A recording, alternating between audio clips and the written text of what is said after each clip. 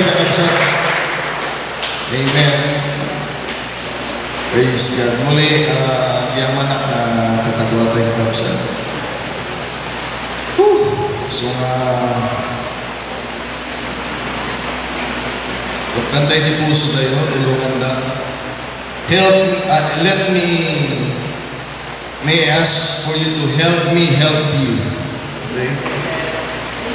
Tulungan na tulungan kayo. Okay?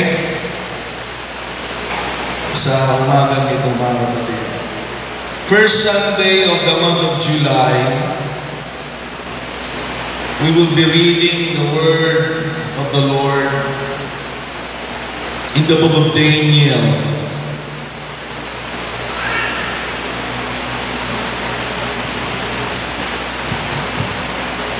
Praise God. Daniel chapter 6. We will be reading beginning in verse 5 up to the succeeding verse of Scripture. Nakita niyo na, mga kapatid. Okay lang, kahit hindi niyo nakita yung iba, dyan naman marirecord sa live. Praise God. Daniel chapter 6 verse 5 says, Then said these men, We shall not find any occasion against this Daniel. So may mga tao na humahanap ng butas para siraan, masira si Daniel. Except we find it against him concerning the law of his God. Sabi nila, wala tayong makitang mali para tirahin siya. Sabi niya, ang tignan na lang natin kung papaano siya sumusunod sa batas ng Diyos. Sigurado sumusunod yan sa Diyos. Yun ang hanapin natin. Then these presidents and princes assembled together to the king. Itong ginawa nila, and said, Thus unto him King Darius, live forever. Sabi nila sa hari. All the presidents of the kingdom, the governors and the princes, the counselors and the captains, have consulted together to establish a royal statute and to make a firm decree that whosoever shall ask a petition of any god or man for 30 days, save of thee, O king, he shall be cast into the den of lions. So wala silang mahanap na mali kay Daniel, kaya sabi nila, gagawa na lang tayo ng batas dahil lagi natin siyang nakikitang nananalangin. Nagawa na lang tayo ng batas na sino mang tatawag sa Diyos o kanino man sa loob ng 30 days, maliban sa iyo, hari, ay ilalagay sa yungib ng mga leon. Now, O king, establish the decree and sign the writing that it be not changed according to the law of the Medes and Persians, which altereth not. Wherefore King Darius signed the writing and the decree. Pinatupad ng Haring Darius na bawal manalangin sa loob ng 30 days. Bawal tumawag sa kanino mang Diyos. Now when Daniel, pakinggan yung maigi itong mga kapatid, this is the heart of the message, verse 10. Now when Daniel knew that the writing was signed, tapos na, napirmahan na, naselyuhan na, he went into his house, and his windows being open in his chamber toward Jerusalem. Bawal daw, mga kapatid, pero he kneeled upon his knees 3 times a day and prayed and give thanks before his God listen to me now, as He did aforetime. Sa Tagalog, na kanyang dating ginagawa. Then these men assembled and found Daniel praying and making supplication before his God. And then they came near and spake before the king concerning the king's decree. Hast thou not signed a decree that every man that shall ask a petition of any god or man within 30 days, save of thee, O king, shall be cast into the dens of lions? And king answered, said, the thing is true, according to the law of the Medes and Persians, which altereth not. Then answered they and said before the king, that Daniel, which is of the children of the captivity of Judah, regards not of thee, O king, nor the decree that thou hast signed, but makes his petition 3 times a day. Then the king, when he heard these words, was sore displeased with himself, and set his heart on Daniel to deliver him. And he labored till the going down of the sun to deliver him. Gustong iligtas ng hari si Daniel, pero naipatupad ng batas. Then these men assembled unto the king and said unto the king, now, O king, that the law of the Medes and Persians, Medes and Persian is that no decree nor statute which the king established may be changed. The last verse. Then the king commanded, and they brought Daniel and cast him into the den of lions. Now the king spake and said unto Daniel, nung hinulog na si Daniel sa yungib ng mga leon, ang sabi ng hari, pakinggan niyo ito mga kapatid. Verse 10 and verse 16. Thy God, sabi ng hari, whom thou servest continually, He will deliver thee. Verse 10, nung pinagbawal ang panalangin, lalong nanalangin si Daniel na gaya ng kanyang ginagawa araw-araw. Verse 16, sabi dito. Sabi niya, ang Diyos na pinaglilingkuran mong palagi ay ang siya magliligtas sa iyo. Sa New Living Translation, gusto kong basahin yung verse 10. But when Daniel learned that the law had been signed, he went home and knelt down as usual. Sabi natin na as usual. Yung mga ginagawa niya lagi. In his upstairs room, with its windows open toward Jerusalem, he prayed 3 times a day. Pakinggan niyo ito, 3 times a day, just as he had always done, giving thanks to his God. Ando doon ang mensahe ng Panginoon, mga kapatid. Lagi niyang ginagawa, sabi dito, just as he had always done. Purihin ang Panginoong Diyos sa araw na ito, mga kapatid, sa kanyang mga salita. Tayong lahat ay manalangin. Tinataas ka namin, Panginoon, sa araw na ito, dakilang Diyos. Patuloy ka naming luluwalhatiin dahil ikaw po ay mabuti sa bawat isa sa amin. Mula pa noong kami makasalanan, hanggang ngayon na kami po'y tinubos mo at naglilingkod sa iyo, alam namin na ang kabutihan mo ay magpakailan-kailan pa man, Panginoon. Lord, tulungan mo kami, O Diyos, na makita namin yan sa araw-araw ng aming mga buhay upang patuloy ka naming paglilingkuran sa araw-araw ng aming buhay, Panginoon. Lord God, kinakalagan namin ang kapangyarihan ng salita mo sa araw na ito. Kinakalagan namin ang banal na Espiritu na kikilos sa aming kalagitnaan.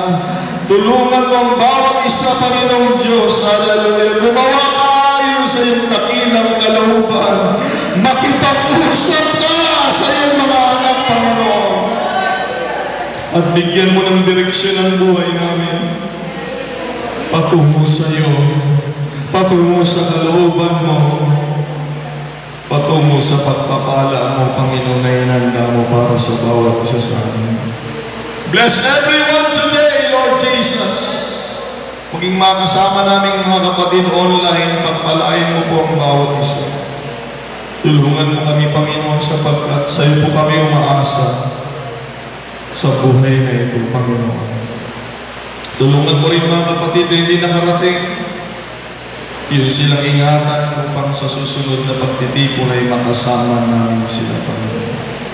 Maraming salamat sa araw na ito, Diyos. O Lord God, inangkin namin ang tagumpay sa araw na ito. Inangkin namin ang pagkilos mo sa bawat puso at kaisipan ng iyong mga anak. Maasaan sa pagkilos mo patuloy sa aming mga buhay. We claim all these things, Lord God, in your name, giving glory and praise to you, Father. In the name of the Lord Jesus Christ, we pray. Purihin natin at sambahin ang Panginoon. Hallelujah! Now unto the King, eternal, immortal, and invisible, the only wise God, the honor and glory forever and ever. Amen. Praise God. Bago kayo makaupo, mga kapatid,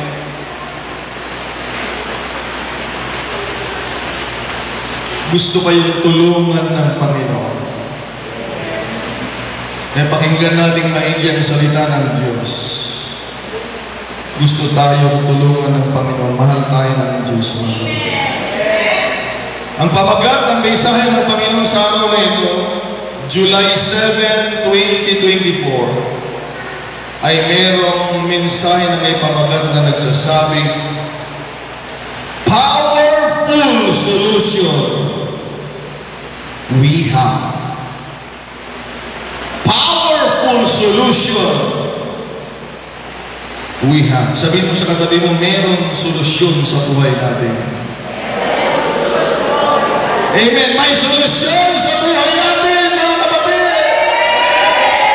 God bless you. Maaari na kayo makaupo, pagpalain tayo ng Panginoon. Nalungkot yung iba. Sabi ko, may solusyon sa buhay natin. Ay dapat tayong magsaya, mga kapatid. Purihin ang Panginoon.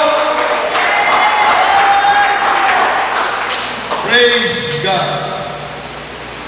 There is a powerful solution we need to discover in us. Most of us, karamihan sa atin, mga kapatid, kapag meron tayong problema, mga kapatid, most of us depend to someone. We go to someone else when we are in trouble. Ay minsan maganda may problema eh. Dahil natututo tayong magpakumbaba. Amen. Dahil yan yung nature natin. Pag nagkakaroon tayo ng problema, humahanap tayo ng solusyon sa iba. Totoo ba yung sinasabi ko, mga kapatid? We need a hand from others. Kailangan natin ang tulong ng iba. Amen. Especially, mga kapatid, ang tulong na nagmumula sa Panginoon. Sino na kailangan ng tulong ng Diyos, mga kapatid? Amen. Hindi lang tayo nangangailangan ng tulong sa Diyos pag may problema. Ang totoo, mga kapatid, kahit maayos ang ating kalagayan, kailangan natin ang Diyos sa buhay natin. Hindi ko kailangan ng problema para lalapit sa Panginoon. Kahit walang problema, kailangan natin ang Diyos. Sabi mo sa katabi mo, kailangan natin ang Diyos. Anapakan natin ang Panginoon.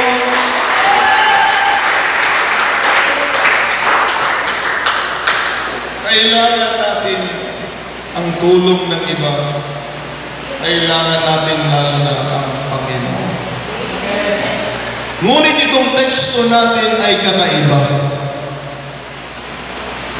Dahil sa teksto natin, mga kapatid, ay makikita natin na hindi talaga lahat ng tao ay masaya sa paglilingkod mo sa Diyos. Huwag kayong umasa, Nico, ayan, at maglilingkod ka na sa Panginoon. Huwag kang umasa na ikaw ay mabait, ikaw ay walang bisyo, ikaw ay naglilingkod sa Diyos, lahat ng tao sa iyo ay masaya. Okay, magbasa kayo ng Biblia, mga kapatid. Ultimo si Jesucristo, maraming may ayaw sa Kanya.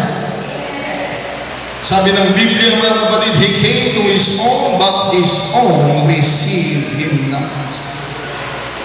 Ganon din sa teksto natin nabasa, mga kapatid, dahil nakikita ng mga taga-Medes and Persian na ang pabor ng mga hari mula pa kay King Nebuchadnezzar sa Babylon hanggang sa Medes and Persian sa kaharian na pamumuno ni King Darius, ang pabor ng hari ay sumasa kay Daniel.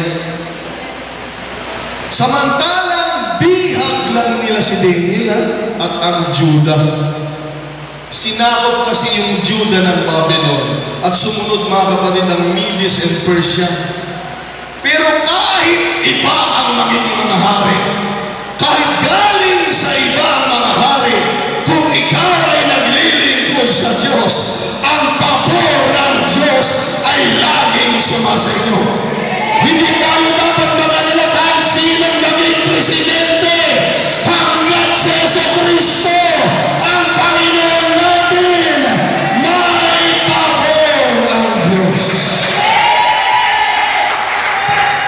Nagtataka itong mga kalahi ng mga hari. Bakit ganon-ganon na lang ang pabor nila kay Daniel?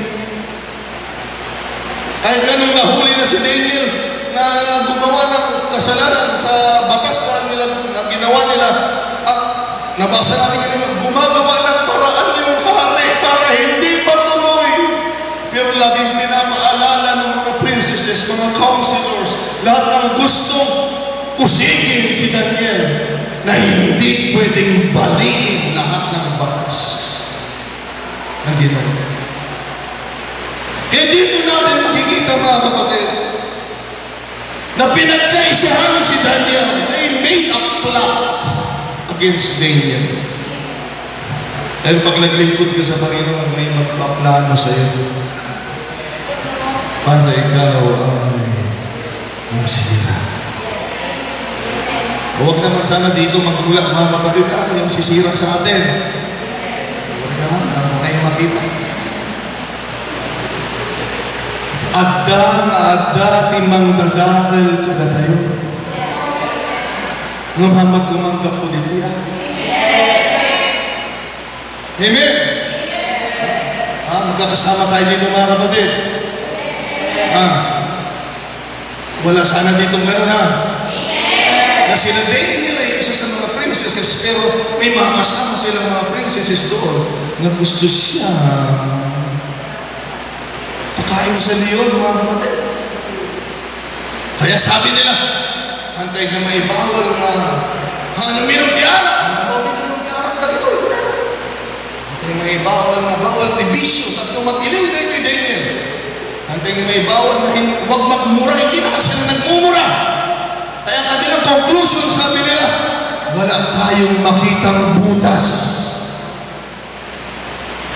para mahuli, para parusahan, para pahirapan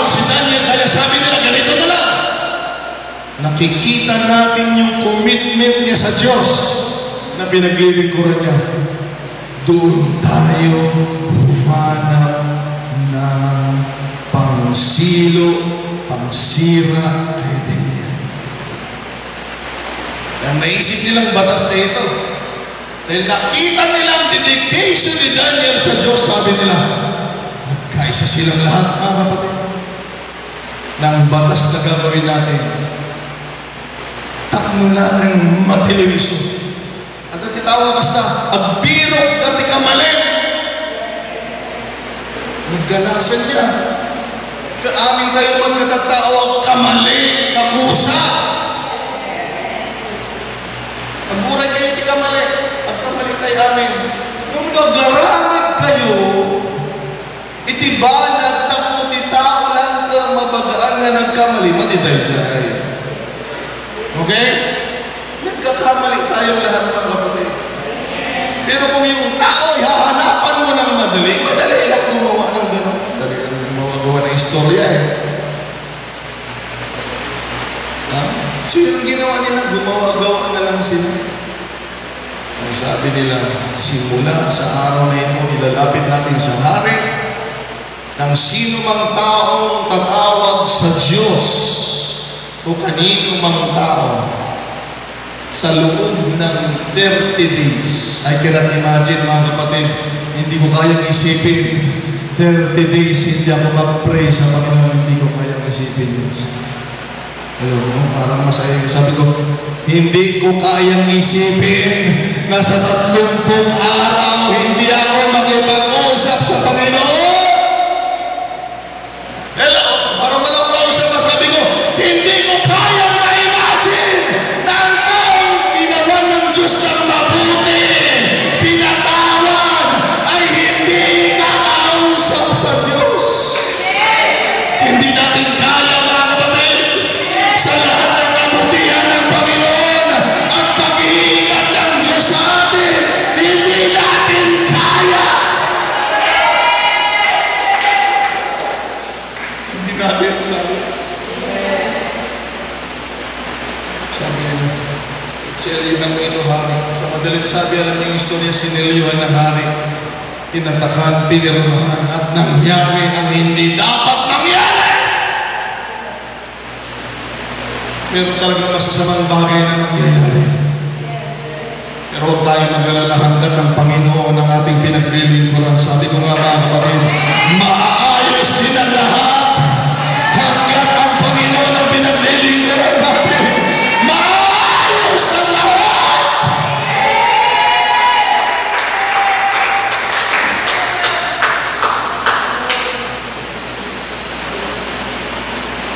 Natupad yung kagustuhan ng mga masasamang loob. At sinelyuhan ng hari na inosente, walang kaalam-alam, na gusto lamang mahuli ng mga itong mga ibang princesses yung kanyang taong malapit sa kanya na si Daniel. Handa na ba kayo, mga kapatid? Ito yung mensahe. Nung marinig ni Daniel na pinagbawal. Handa na ba kayo? I think Daniel is in trouble when he heard the decree. Pero tingnan niyo siya, mga kapatid. Amuna ti arabidin na, idinanggan na paniso ni Diyan na napagkarkaramagan. Hindi naguluhan si Daniel. Anong gagawin ko? Paano ito? Paano na? Hindi gano'n ang nangyari kay Daniel, mga kapatid. Ito lang ginawa niya. Ginawa niya lang yung ginagawa niya dati araw-araw. Kaya, ang solusyon na meron tayong mga tao, na meron tayong mga naglilingkod sa Panginoon, ang solusyon, wala siyang matawagan na hari, wala siyang matawagan na kapwa niya princesses. Ang solusyon ay ito, mga kapatid. Ay, kasi pag may problema kung saan-saan na tayo pumupunta, mga kapatid. Yung iba nga, pumunta na sa kalaban ni pastor eh. Kung saan saan na pumupunta. Dahil hindi nila alam ang ginagawa nila araw-araw. Pero kung araw-araw kagaya tayo ni Daniel na alam na yung ginagawa niya sa Diyos, pagdating ng problema, alam mo kung saan ka pupunta. Itong solusyon sa buhay natin, para hindi tayo maguluhan. Ang solusyon sa buhay mo ay ito. Ay ang ating habit o lifestyle sa Panginoon. Ginawa lang ni Daniel yung ginagawa niya lagi, araw-araw. Huwag muna kayo malungkot, wala pang sermon mga kapatid. Let us learn to exercise a daily habit or lifestyle for God. Pag-aralan natin at isagawa, lagi na gawin natin nakasanayan sa buhay natin na sa araw-araw tayo ay naglilingkod sa Diyos.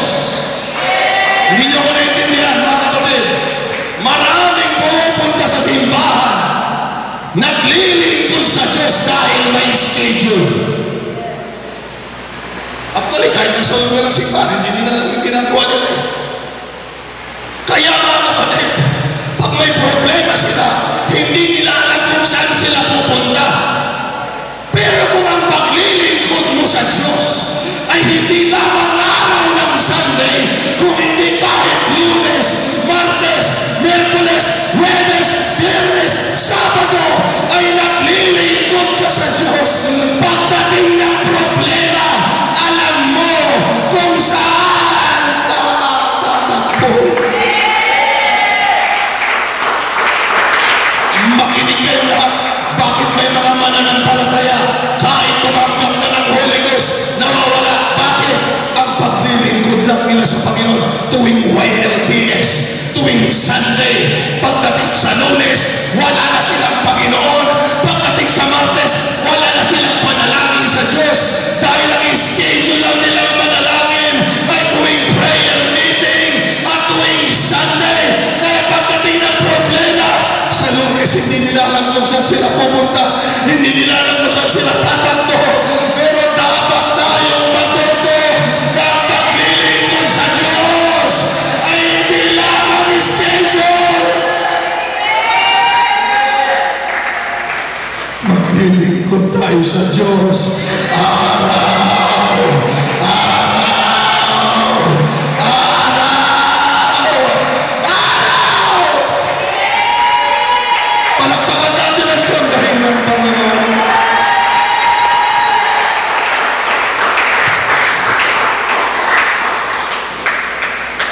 Ayan, yung iba kung saan saan na pumupunta, kay Ilusuriano, mag-ingat kayo, papasok-pasok kayo dito kung saan kayo nakikinig ng turo.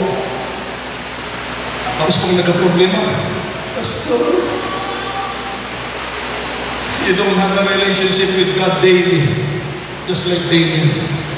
Tuwing Sunday lang, ang kapatid, mag-ingat tayo. Mag-ingat tayo. Hindi mo makikita ang kamay ng Diyos sa buhay mo kung ang relasyon mo sa Kanya ay naka-schedule. Uulitin ko, hindi mo makikita ang kapangyarihan ng kamay ng Diyos kung ang paglilingkod mo lang sa Kanya ay schedule.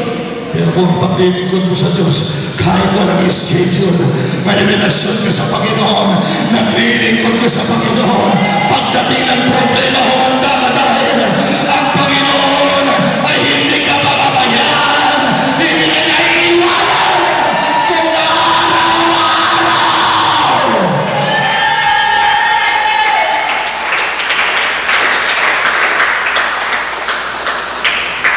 Pagdating sa church, halatang-halata yung mga walang worship ng Lunes.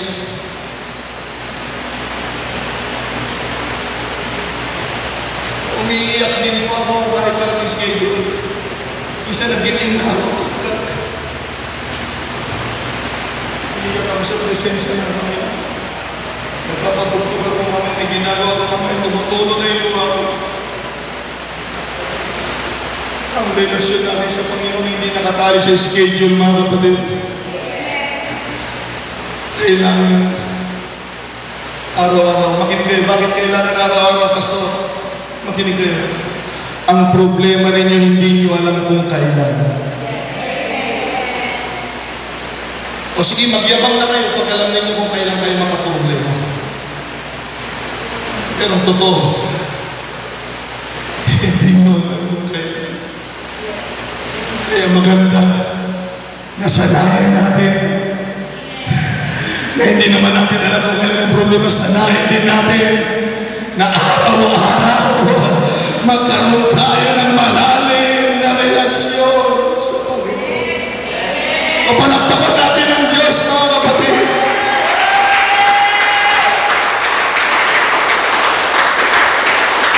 Whenever bad things occur, we will never go elsewhere or do an experiment. Ay iba kung saan-saan pupunta, nag-eksperimento, nawawala. Baka ito ang solusyon. Sabi nila, baka ito ang solusyon ng problema. Ay, baka ito ang solusyon. Si Daniel, mga kapatid, ito lang ginawa niya. Ginawa niya lang yung lagi niyang ginagawa. Araw-araw.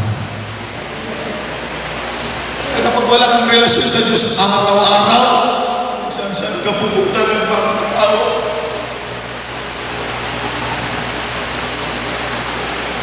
Pero kung meron kang magandang habit sa Panginoon, magandang lifestyle ng paglilingkod mo sa Diyos, madali lang. Gawin mo lang yung ginagawa mo.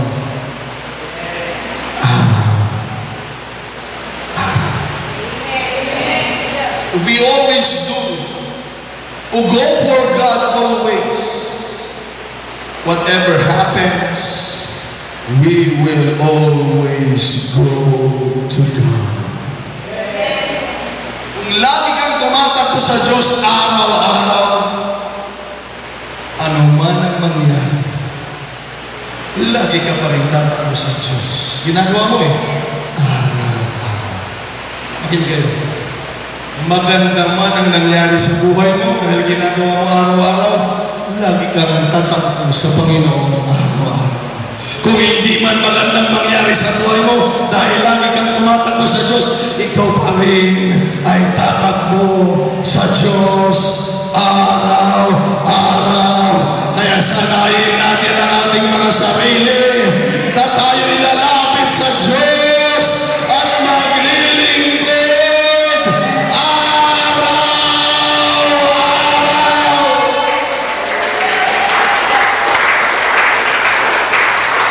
Tama na, ayaw mo na. Naaalala lang ang Panginoon pag may problema. Wag. Sabi mo sa katabi mo, wag ganon.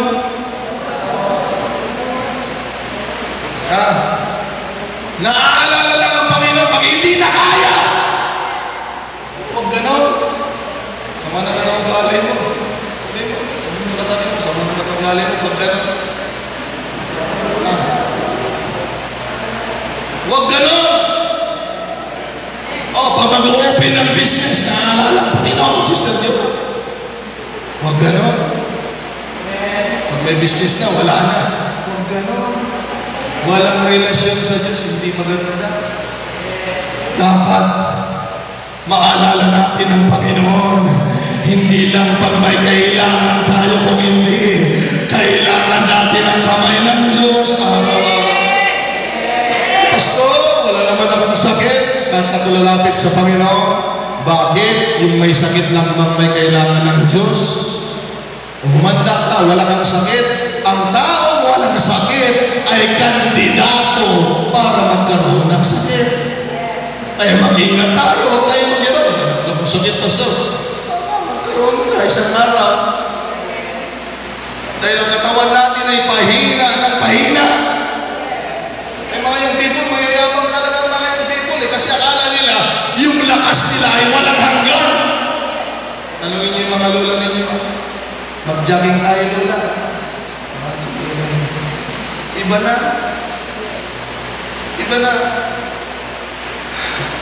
Lalabas na yung mga signs of the end times. Lublum todo. Umurawan. Maibusan! Nadarole! Ipigsan ka. Nadala sa akin. Nakakadaya dati. Hindi ka banbanwagan tayo. Iso nga. Ngayon marinig na tayo. Masapot tayo.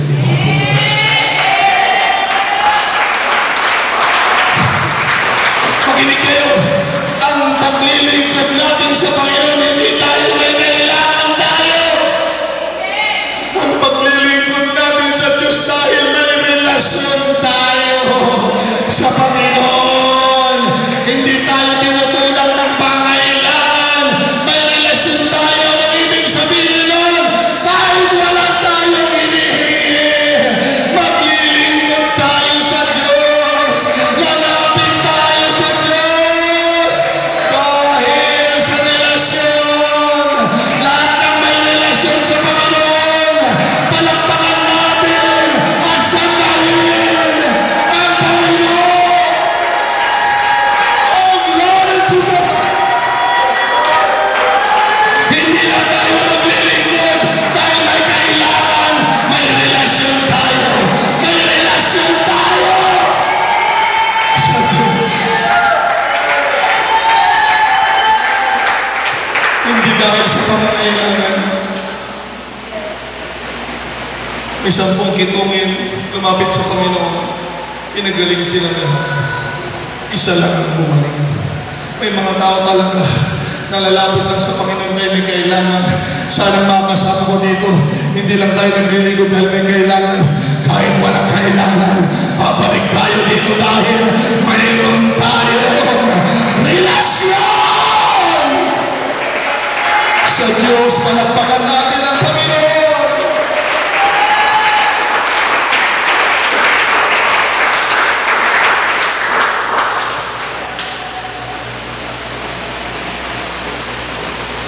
Nanonood ako lagi ng sports. At isa sa pinapanood ko sa mga sports, yung mga commentators. Dahil yung karamihang mga commentators ay dating nilalaro yung sports na binibigyan nila ng paliwanag. Kaya napansin ko ito. Ilang beses kong narinig ito mga kapatid. Kaya sinama ko dito sa outline. Naririnig ko sa kanilang mga kumbaga sa church, sana elders, sila mga legends sa basketball, sa anumang larangan ng atleta mga kapatid. Sabi nila, tingnan nito.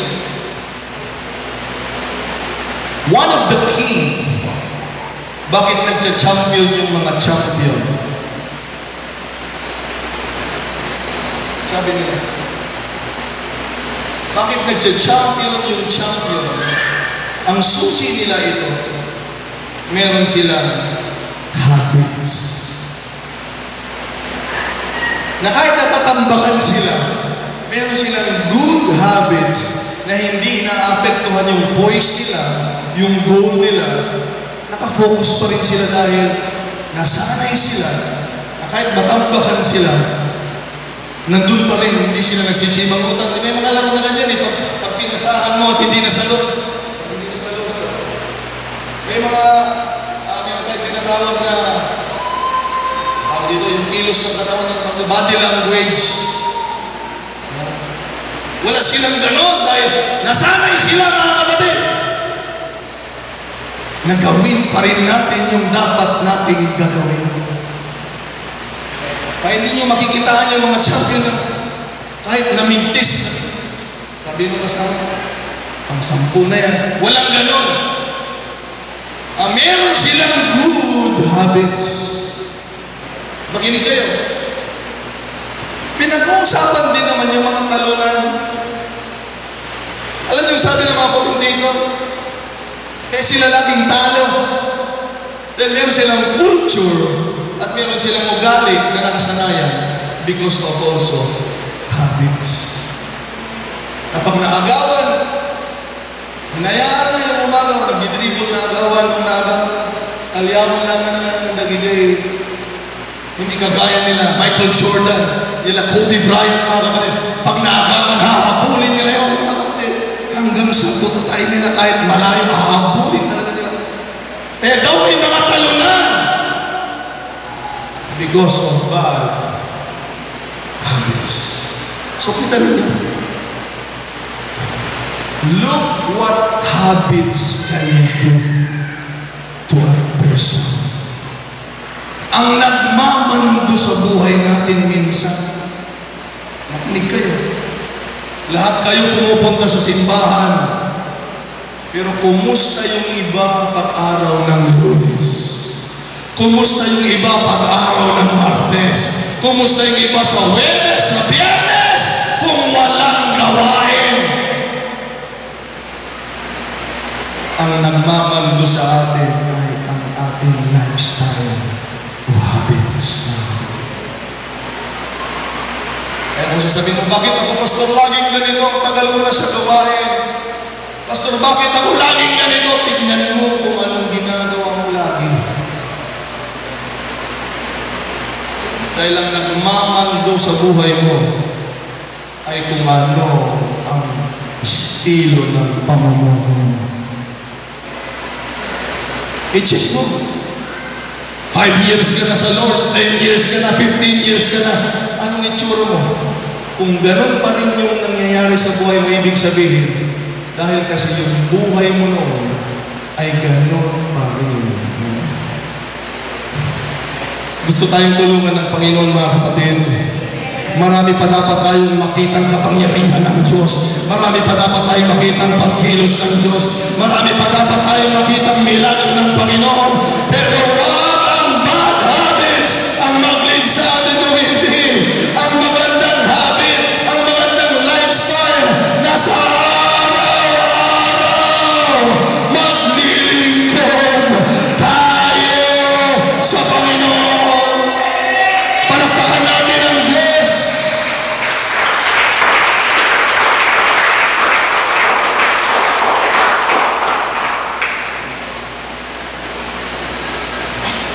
Bakit may nahihirapan ng araw ng Sunday na sa samba? May awit naman. May tugtog naman. Ba't yung iba wala pa rin? Because of habits. Nasanay ka. Natatalon ka lang pag nararamdaman mo yung Holy Ghost. Paano pag hindi? Hello? Mga kapatid, umiiyak ka lang. Pag nararamdaman mo yung Holy Ghost, paano pag hindi? Sumasamba ka lang sa Panginoon, patalong-talong pa sa'yo. Pag nararamdaman mo, paano pag hindi? Eh minsan may nahihirapan sa paglilingkod sa Panginoon dahil ang nagtutulak sa kanila, yung kanilang bad habits. Simulan natin sa tama. Brother Johnny ko, nung bago pa lang kay Lord, paano hindi ako marirevive sa church? Pagdating sa church, nare-revive ako, Brother Johnny ko. May backpack ako laging backpack, may t-shirt ako doon, may panyo doon, dahil alam ko, pagkatapos ng service, mababasa yung damit ko. Bakit ko alam na marirevive ako just in sa church? Bakit ko alam? Sa bahay pa lang, Sabado pa lang ng gabi, sigurado bukas, marirevive. Mga kapatid, doon pa lang dapat sa bahay natin, handang-handa na tayong maglingkod sa Panginoon para pagpasok natin sa church, nakahanda tayong itaas ang Panginoon sa buhay natin.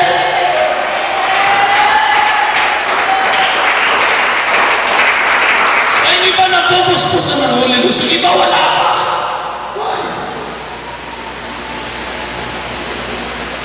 Yung iba sa bahay ko lang, mamaya mapupustos ako. O daltarpal, mapupustos ako. Ang ganda ng worship kanina, natin itong Holy Ghost, mga kapatid, sana ganyan, lagi pag-worship. Amen. Pag magministeryo kayo, dalangin nyo lagi ng pagkilos ng Espiritu ng Panginoon. Yan dapat ang hilingin nyo lagi. Pag tumugtog kayo, pag kumanta kayo, pag nagturo kayo, dapat i-pray nyo na kumilos lagi ang Espiritu ng Panginoon. Bakit? Para hindi kayo ang makita, kung hindi ang Diyos ang makita. Shall we say praise the Lord? Malaking epekto. Malaking epekto ang habit natin. Dahil pipilitin ka ng katawan mo na gawin mo yung ginagawa mo araw-araw. Kaya kahit sa church, na oras ng panalangin, na oras ng may Word of God, oras ng pagsamba, oras ng revival, oras ng pagkabuskos ng Holy Ghost, kahit ganun sa church, itutulak ka ng habit mo. Naalala niyo ang Panginoon sabi, pwede niyo ba kung samahan manalangin? Yung mga alagad hindi sanay manalangin. Eh humiwalay ang Panginoon. Sinama si John, si James, mga kapatid si Peter. Usap sila, tapos sabi niya, dyan lang kayo magpiprayer. Inanin niya. Inanin niya mga kapatid. May time hindi niyo na ako kasama sa prayer meeting. Alam niyo kung bakit niyo ako kasama sa prayer meeting? Tinuturuan ko kayo kung paano manalangin. Pero yung habit ninyo, alam mo Panginoon, may mga tao pag nag-pray ka, alam mo sobrang close sa Panginoon. Panginoon, talaga naman ako. Siyempre, Panginoon, talaga naman. Napaka-relax. Oh, Lord Jesus, yun naman.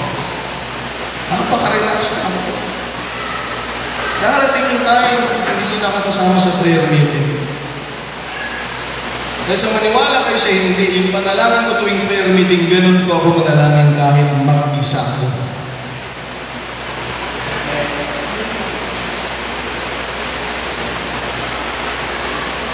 Tingnan niyo yung habit, sabi ng Panginoon, pagkatapos manalangin ng Panginoon, binalikan niya yung mga alagad. Anong habit nila?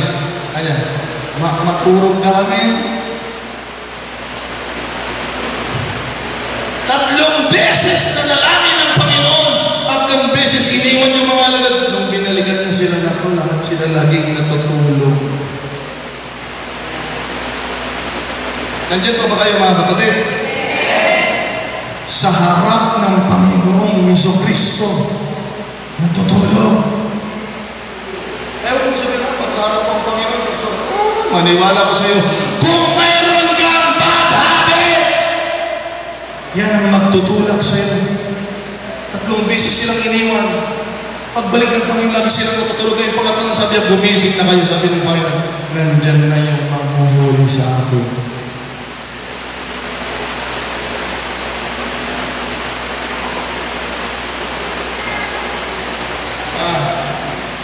Napaka-makapangyarihan ng habit natin.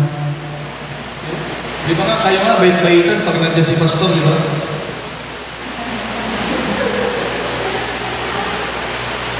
Pero paano kayo pag wala? Ano ba ito? Ano yung pastor?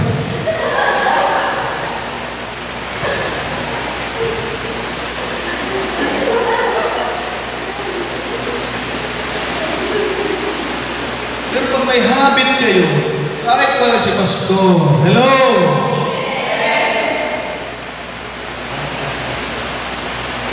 Kasi nga ang nagtutulak sa atin yung habit natin.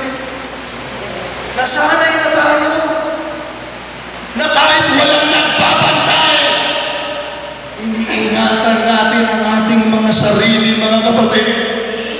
Na kahit walang nakakakita, at kahit walang kapatiran na nakakakita sa pananalangin, sa pagsamba natin sa Panginoon, ganun pa rin ang pagtrato natin sa Diyos kahit hindi sa loob ng simbahan. Ang Diyos ay hindi lamang Diyos sa loob ng simbahan, Diyos din siya sa bahay ninyo, Diyos din siya sa trabaho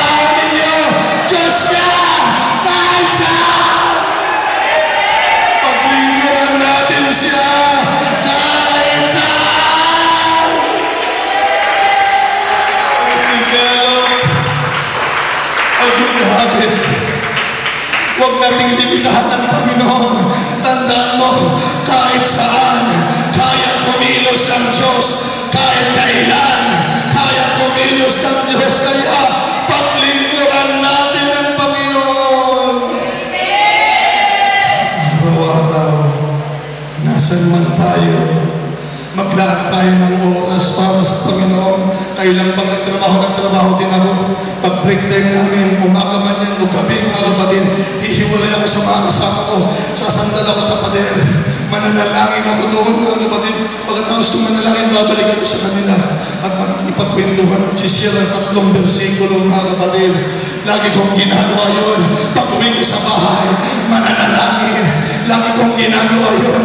Kaya alam niyo na kung anong gagawin ko pag meron akong problema. Dahil kahit walang problema, kahit saan ako mapunta, kinakausap ko ang Panginoon.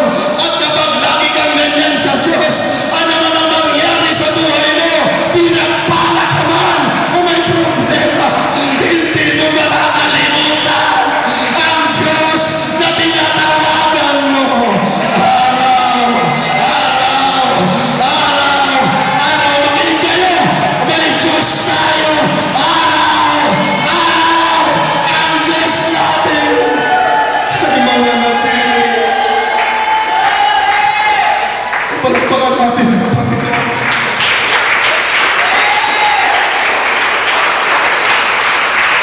Nasa patay, 1:11 kailan.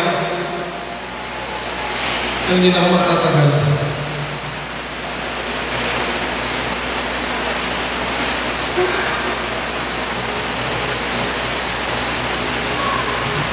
Kung manalangin tayo, ayusin natin mga kasanayan natin.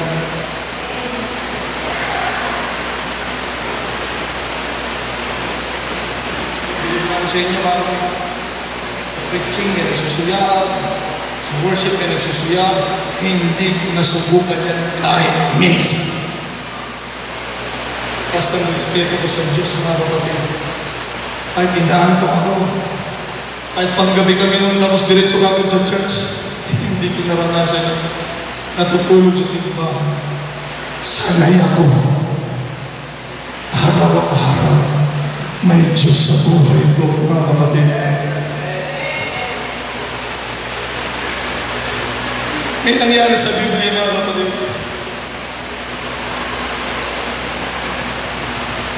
Yung iba meron ang pumasok dito eh. Basahin nyo na lang sa bahay ninyo, babasahin ko dito. Sa Jeremiah chapter 36, sulat nyo na lang. Babasahin ko.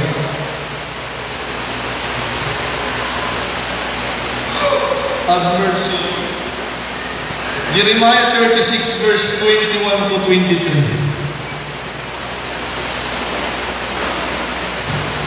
Babasahin ko. So the king sent Jehudi to bring the scroll. Wala pa silang printed page ng salita ng Panginoon. Wala pa. Ang Biblia nila noon ay scroll. Mga nakarolyo na pahina. Okay? Scroll ang Biblia nila. Hindi ganito na libro.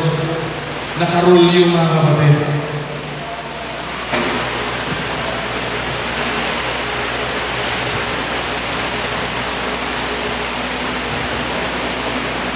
To bring the scroll, and he took it from Elishama, the scribe's chamber. And Jehudi read it in the hearing of the king, and in the hearing of all the princes who stood beside the king. Nung dumating yung scroll, mga kapatid, ay binasa nila, narinig ng mga lahat, mga kapatid.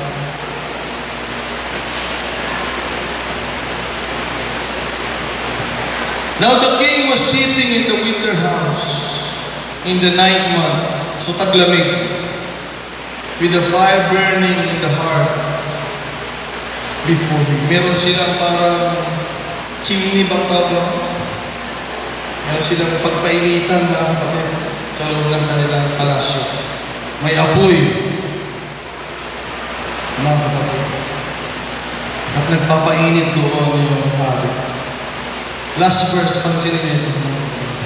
And it happened when Jehudi had read 3 or 4 columns sa scroll, salita ng Diyos, that the king cut,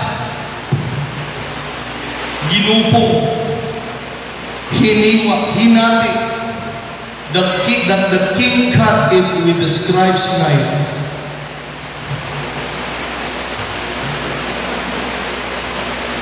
At habang pinuputol na yung scroll ng kapatid, ang ginagawa niya ay hinahagis sa apoy.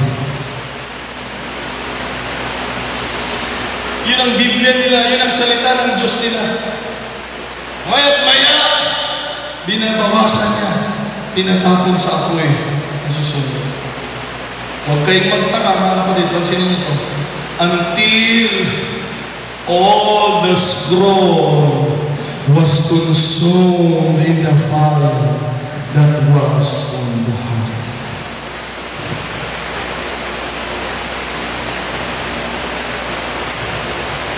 Ay isa-isa, nagpupunit siya, sinusunog niya, hanggang sa paglipas ng tamang panahon, mga kapatid, hindi na mamalayan na wala ng salita ng Diyos. Nandiyan pa ba kayo, mga kapatid? May mga tao, makinig kayo, may mga tao na pinipili lang nila ang gusto nilang pakinggan sa pangangaral ng salita ng Panginoon. Kaya minsan pansinin niyo yung buhay nila, hindi nila namamalayan. Kung Sunday, ang pinakinggan ko lang 15 minutes, yung 45 basura. Nasanay sila, kagaya ng hari, mga kapatid, na hanggang sa mamaya, tuwing tumadalo sila sa gawain, wala na silang tinatanggap na salita ng Panginoon dahil nasanay na yung puso nila, naging habit na nila na hindi tumanggap ng salita ng Panginoon sa buhay nila. Sa araw na ito, mga kapatid, sirain natin yan at muli tayong magsimula. Nasimula ngayon, wala tayong sasayangin ng mga salita ng Panginoon. Sanayin natin ang puso natin sa salita ng Diyos at hayaan natin makipag-usap ang Panginoon.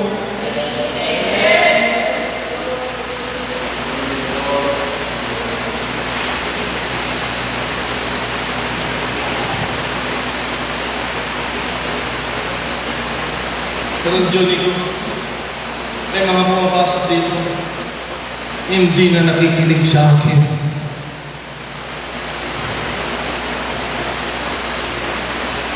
Hindi naman sila ganun dati. Sterling, alam niyo kung bakit? In-exercise nila yung bad habit nila na hindi makinig. Hindi nila namamalayan ngayon. Wala na silang pinakikinggan sa akin. Dahil nasanay sila na unti-unti hindi nakikinig. Unti-unti hindi nakikinig hanggang sa mamaya hindi nila namamalayan. Lahat na ng sinasabi ni Pastor ay wala na. Mas nakikinig na nga sila ngayon sa iba eh. Pero tandaan ninyo, hindi nyo makikilala ang Panginoon kung hindi nagpadala ang Panginoon ng mga aralan sa pinakinggan ninyo.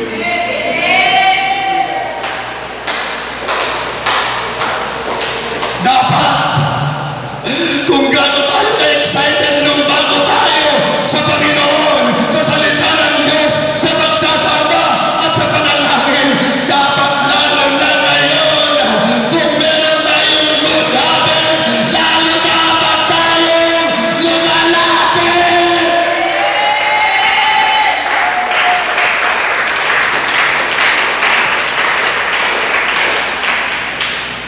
malapit ako matapos.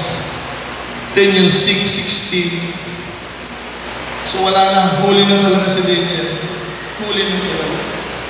So the king gave the command, and they brought Daniel and cast him to the den of lions. Hulog na siya sa mga yungib namin. Nandun na siya sa problema. But the king spoke, saying to Daniel, sabi ng hari kay Daniel, sa loob ng yungib ng mga leon, your God, whom you serve continually. Yung Diyos na pinaglilingkuran mo, hindi lang sa schedule, Daniel. Yung Diyos na pinaglilingkuran mo, tuloy-tuloy, araw-araw. Pakinig kayo. That's why we need to exercise a good habit. Hallelujah na paglilingkod sa Diyos. Sabi ng hari, your God whom you serve continually. Yung Diyos na pinaglilingkuran mo lagi, siya ang tutulong sa'yo. Kaya dapat ang Diyos ay hindi pinaglilingkuran paminsan-minsan. Dapat ang Diyos para makita natin ang tulong niya. Paglingkuran natin siya palagi. Amen? Paglipas ng ilang araw,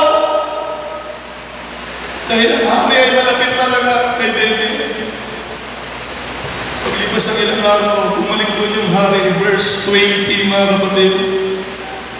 And when he came to the den, sa yungib ng mga leon, he cried out with a lamenting voice to Daniel. Sabi ng hari, the king spoke, saying to Daniel, Daniel! Servant of the living God, has your God, makinig kayo, whom you serve continually, been able to deliver you from the lions? Daniel, yung Diyos ba na pinaglilingkuran mo lagi araw-araw ay tinulungan kang mapalaya? Handa na ba kayo? Then Daniel said to the king, buhay pa si Daniel. Sabi ko, buhay pa si Daniel. Okay, live forever! Woo! Sa gitna ng problema, kaya mo pa rin sumagot. Verse 22, sabi niya, my God sent His angel and shut up the lion's mouth so that they have not hurt me.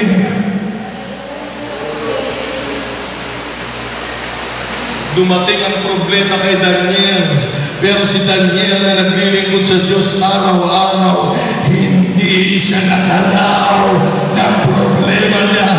Nananatili pa rin siya, mga kapatid, sa pag-iingat ng Panginoon sa relasyon sa Diyos. Kaya, gayahin natin ito. We need to have a habit of serving God continually. Even in ordinary days, even there's no schedule, let us continue to serve the Lord, and that the Lord will help us in any problem, in any trouble. Ang Diyos na pinaglilingkuran mo lagi, ang Diyos na tutulong sa'yo.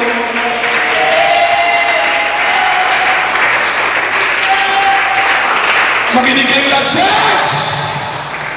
God is an everlasting God. Ang Diyos ay magpakailan-kailang Diyos.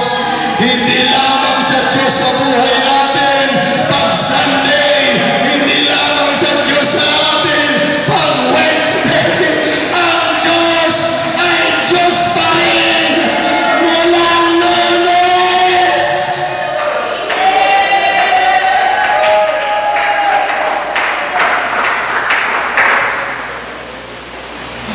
Lunes hanggang Linggo, ang Diyos ay Diyos. Naglilingkod tayo sa Diyos, mga kapatid. At pag naglingkod tayo sa Panginoon ng patuloy, maniwala kayo sa salita ng Panginoon ngayong araw, hindi ka papabayaan ng Diyos. Sabi ko, pag hindi lego-lego ang paglilingkod mo sa Diyos, ikaw ay naglilingkod sa Diyos, araw-araw makinig ka. Ano man ang pagdaanan mong problema, tandaan mo ang salita ng Panginoon ngayong araw, hindi ka pababayaan. Lumapit tayo sa Diyos. Lumapit tayo sa Panginoon. Hindi mo kailangan ng sakit para lumapit sa Panginoon. Hindi mo kailangan ng problema para lumapit sa Panginoon. Basta naiintindihan mo kanyang pagka-Diyos, lalapit tayo sa Panginoon. Ano man ang mangyari, maglilingkod tayo sa Diyos. Ano man ang mangyari. Kapag maglilingkod tayo sa Diyos araw-araw, ang Diyos ay laging nariyan. Ang Diyos ay tutulong. Ang Diyos ay pagpapalain tayo. Ang Diyos ay mag-iingat. Ang Diyos ay magpapagaling. Ang Diyos ay magpapatawad. Ang Diyos ay kikilos. Ang Diyos ay liligtas. Ang Diyos ay sasagot sa panalangin. Ang Diyos ay gagawa. Kung maglilingkod tayo sa Diyos. Taas natin ang ating mga kamay. Simula ngayong araw na ito, tutuhanin natin mga kapatid. Marami dito umiiyak lang pag Sunday. Bakit hindi natin simulan sa araw na ito?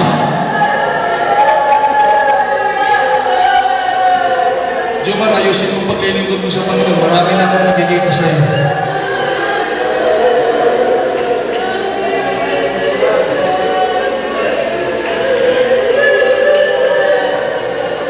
Anyati kayo ito masalitan. Nagbiyak-biyak mo! Nakikita na ano kasano ka mag-serve. Nakikita na di ba nagdayaw mo? Nakikita na di ba nag-serve? Nagbiyak-biyak mo. Inaldaw. Bibuyaan na ka. Inaldaw. Kikitaan na ka.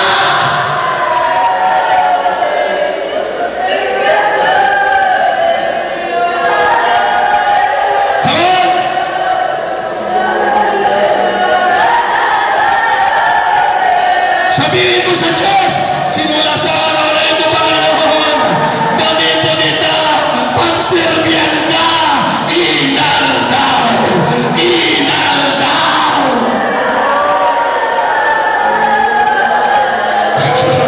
Karapat-dapat ka na dayawin, inaldaw.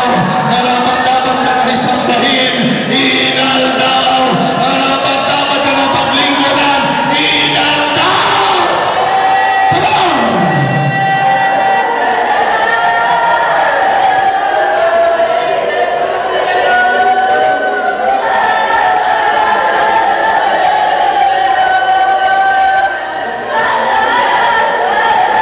Sandali lang. Sandali lang.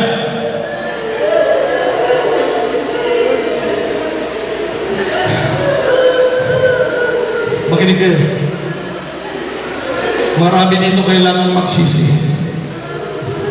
Marami dito kailangan humingi ng tawad.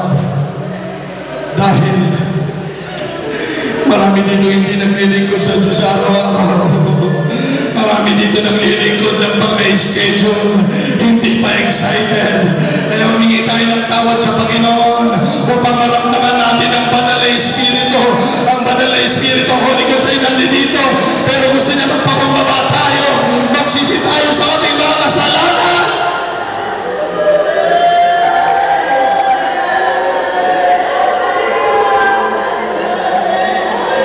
Simulan patawarin mo ako. Hindi ako naglilingkod sa iyo araw-araw.